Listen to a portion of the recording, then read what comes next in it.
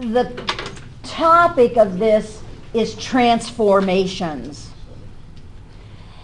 In our old calculus book, there was a whole section on transformations, and they called it new functions from old. And what we're going to be doing is we're going to be using the basic functions. There's going to be 4 basic functions that we are going to transform. In trigonometry, you transform into trigonometric functions. You'll have a whole set of functions that you transform there if you're going to go into trigonometry. And in calculus, you've got not the business calculus, not the brief, but at the engineering calculus, you'll end up with a whole bunch of stuff there too. We're going to be looking at a specific set of transformations that move horizontally or are affected horizontally on the x and affected vertically on the y.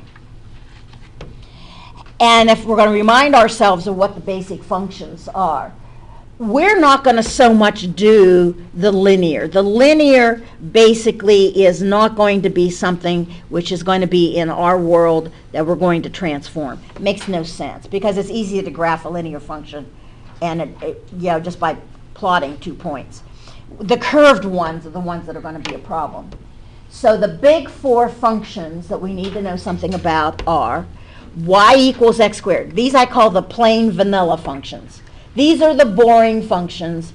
These are the ones that when you go out for ice cream, somebody who gets plain vanilla and you're thinking, why are you getting plain vanilla? No sprinkles, right? No chocolate dipped, no nothing, just plain vanilla.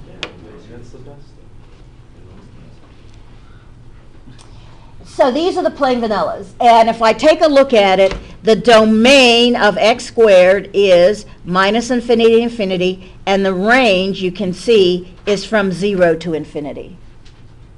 That's something we have to keep in mind. If I look at you and say, what does y equals x squared look like, you should tell me it's a U-shaped graph that opens up. He has a domain of minus infinity to infinity and a range of 0 to infinity. That's a basic function. The next one is y equals x cubed. Now, x cubed has a domain of minus infinity to infinity and a range of minus infinity to infinity. He is essentially, for all intents and purposes, we say an S curve. When we get into chapter 3, we call him an S, even if he doesn't look like he's an S this way. But we say, he kind of is an S curve. The next one is y equals the square root of x. Square root of x domain is 0 to infinity, and the range is also 0 to infinity. And he looks like the top half of a parabola, which is what he is, turned on his side. So if I were to turn him like this, he would look like the left-hand side of a parabola. So he looks like the top half if you were to turn him on his side. An absolute value looks like a V, and his domain is minus infinity to infinity, and his range is from 0 to infinity. So those are the big 4 that we're going to transform.